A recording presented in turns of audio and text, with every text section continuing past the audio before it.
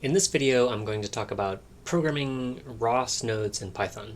In particular, writing Python code to control a robot. Or in this case, we'll control a simulated robot. So let's start the simulator. ROS core starts the ROS system. And the simulator that we'll be working with is RocketBot. This is a very simple little simulated robot just because it gets tedious to always work with the turtle sim. So this is a simulated rocket. We'll be able to send messages to it to tell it to move, and we'll be able to receive messages from it indicating its position. And the goal of our code that we'll be writing today is to get this rocket to fly up above a certain altitude and remain above that altitude. So we'll need to receive information from the robot about where it is, so we know when it's fallen below that altitude, and we'll need to be able to send the control signals to tell it to move. So the first step is to figure out the interface to this robot. What topics is it subscribed to? So how can we send messages to it to tell it to move? And what topics is it publishing to? So how is it communicating to us its position? And in order to figure that out, we will rely on our ROS command line tools. So for example, ROS node list will list all of the nodes that are currently active, and it looks like the node that's controlling this robot is RocketBot. And I can get some more information about that node with ROS node info RocketBot. And this gives me a wealth of information about that node. So it tells me that it is publishing to the topic location, and that's obviously the topic that it's going to be using to tell us where it is. It also tells us the message type that will be communicated across that topic, so it's a point message. It tells us that it's subscribed to the thrust topic, so that's the topic that we'll send messages to tell it to move. For whatever reason, it's not telling us what the message type there is, so I can continue looking into that. I can use the ROS topic command, ROS topic tool, to tell me about that thrust topic. And that's telling me that the thrust topic is expecting to receive vector 3 messages. So the next step might be to figure out something about these message types, to figure out how these message types work that this robot is using. So that would be the ROS message command. So ROS message show vector 3, geometry, it's a geometry message, vector 3. So the vector 3 message contains 3 fields, an X, a Y, and a Z component. Makes sense. The other message type that we were dealing with was the location topic was going to send out point messages. So ROS message show point. And again, this just has a simple X, Y, and Z value associated with points, 3-dimensional points. So that really tells us a lot about how we'll interact with this robot. We will receive point messages from it, telling us where it is. We'll send vector messages to it, telling it how to move. What this doesn't really tell us is how to interpret X, Y, Z, so which direction is X in this robot environment. We could maybe figure that out by experimenting, sending messages to the thing and seeing what happens. I'll just bring up the documentation here for the robot. And if I poke through this a little bit, I see that 000 is located at the lower left corner of the screen. The x-axis points to the right. The y-axis points up, and that means that the z-axis is pointing out of the screen. So thrust along the z-axis will be ignored, and negative thrust along the y-axis will be ignored, so it can't thrust downward, which makes sense for a rocket. So that's how a rocket works. Now we need to figure out how to write some code to control it. So here's a script that we can use to pilot this robotic rocket. And this is about the simplest Python script that can both receive messages and send messages out. And I think we'll just step through it more or less line by line to get a sense for what's happening here. So the first line is this magical incantation that we use to communicate to Bash, to the Bash script, that this is a Python executable. So this is going to be necessary in order for Python code to show up as nodes within our ROS system, so just get in the habit of putting that at the top of your ROS Python nodes. Then we have a documentation block here describing this code. And then we have our first vital import. So we're importing the ROSPy module.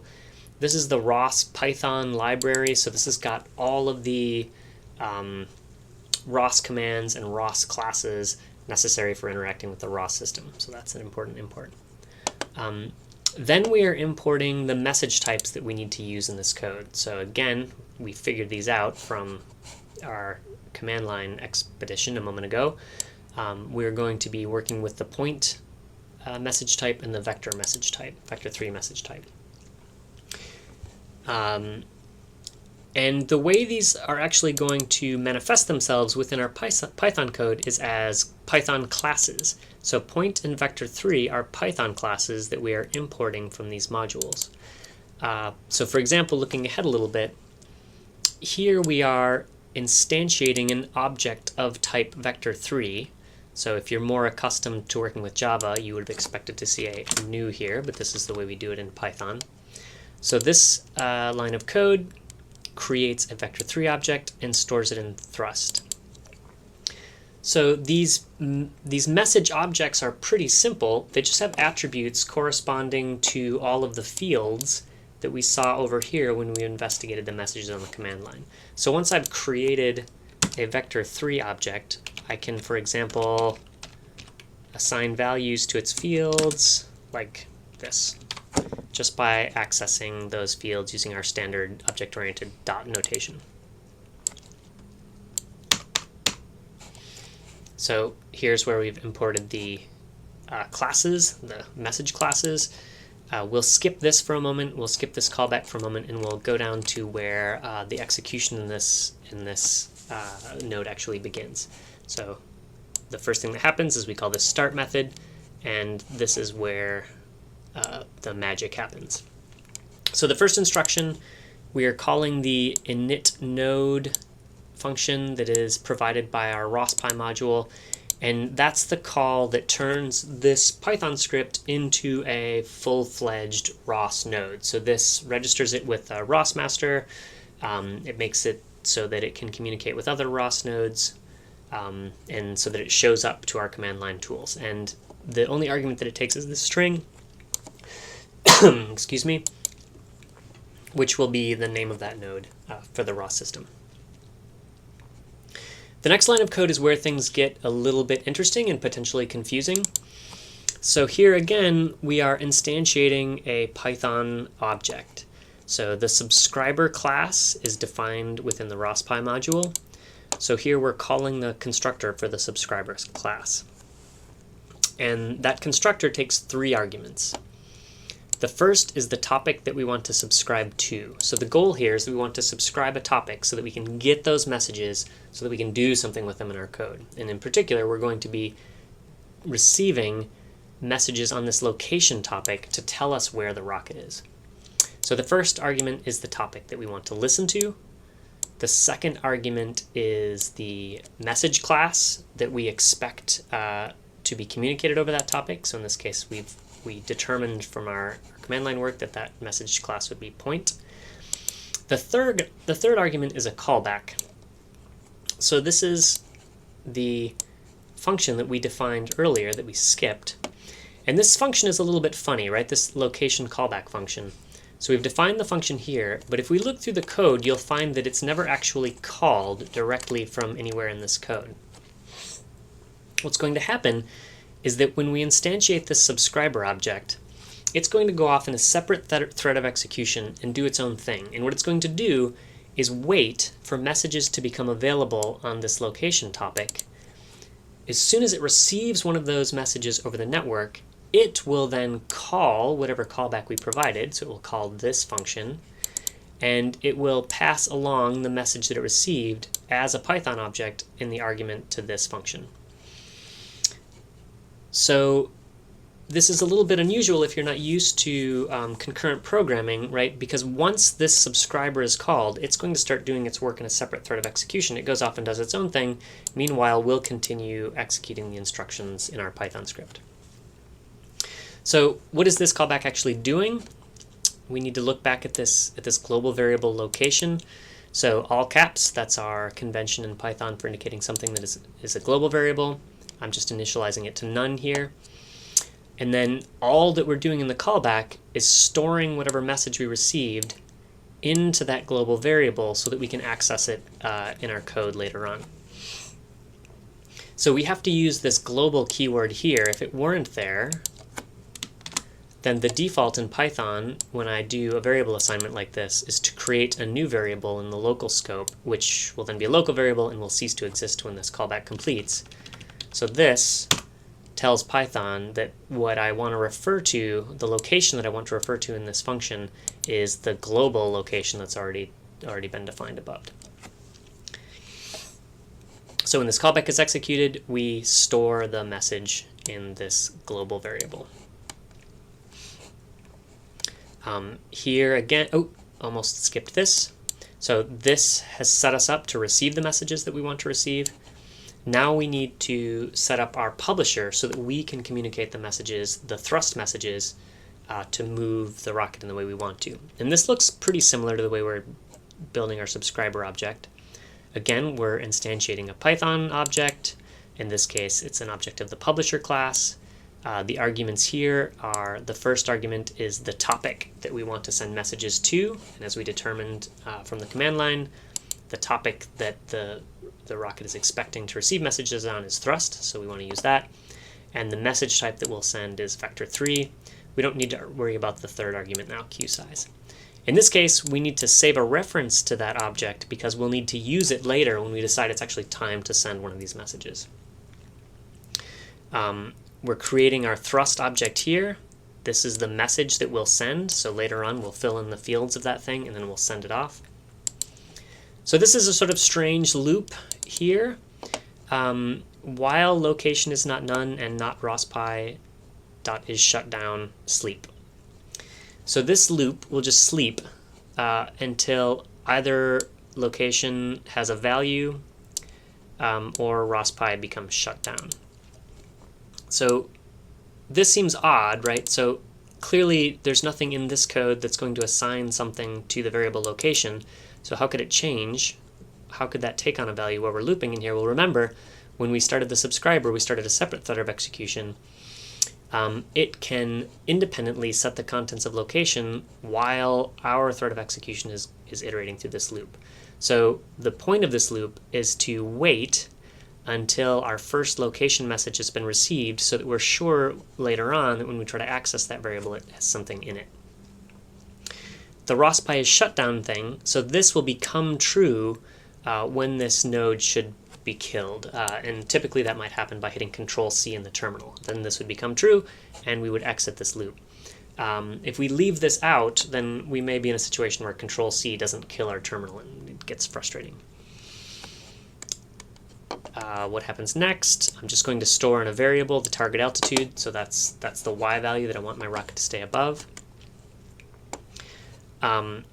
Here's a rate object. So the point of this is to limit the rate at which the main loop here will iterate. So this is going to be the main control loop where I'm receiving messages and sending messages to the robot. There's no point in running this at full computer speed, right? So maybe if I let this run at full speed, it would iterate 1,000,000 times a second, something like that. That's not really a good idea. I'm not getting useful information from the robot 1,000,000 times a second. The sensors take a while to update. I can't usefully send information to my robot 1,000,000 times a second. It's a physical system. It's going to take time to respond to those movement commands when I send them. So all I'm going to do if I run this loop too fast is saturate the network with my repeatedly published thrust commands.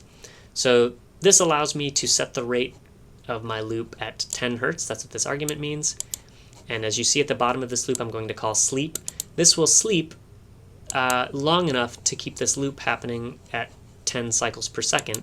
So that might be about 1/10 of a second. But the nice thing about using this rate method, this rate class, is that it will adjust its sleep time to try to hit that target rate as well as possible. So if this code takes a long time to execute, it won't sleep as long.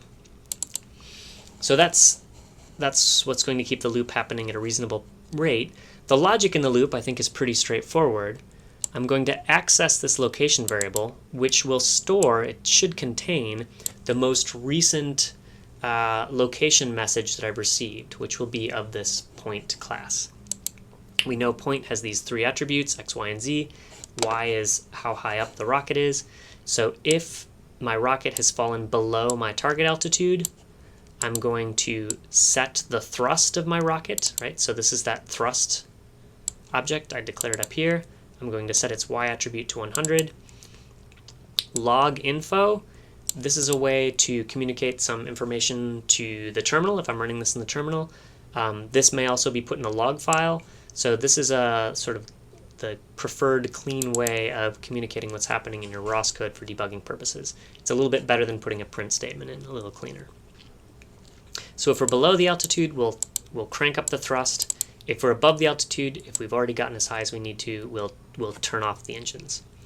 Once we've determined what that thrust should be, now we'll use our publisher object. It has a publish method, and we will pass it the method. We will pass the method that vector object.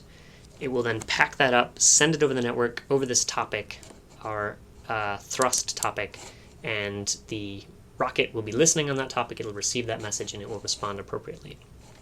And then we'll just continue in this loop indefinitely. So let's run this node and see what happens.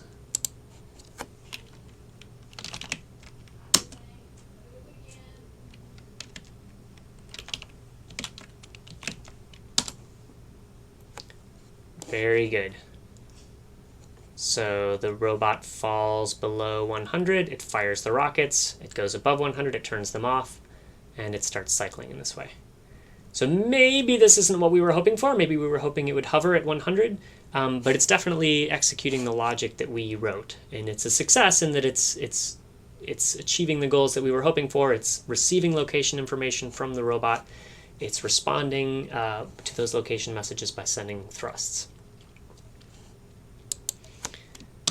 So that's everything you really need to know to understand to write Python code to control a ROS system.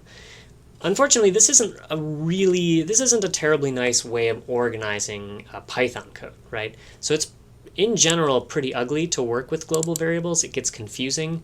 So there are some cleaner ways that we could organize a Python node. So let me step through a couple of those just to give you a sense of some of the alternatives.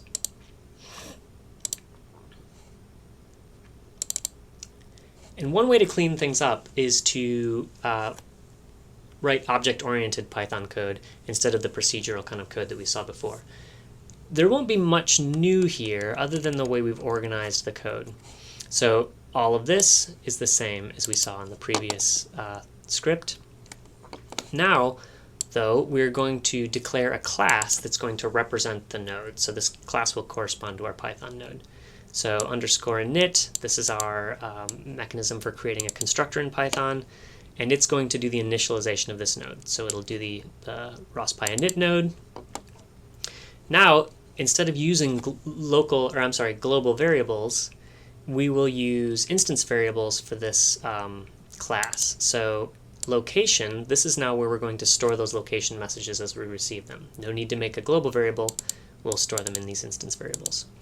We set up the subscriber in the same way as we set it up before.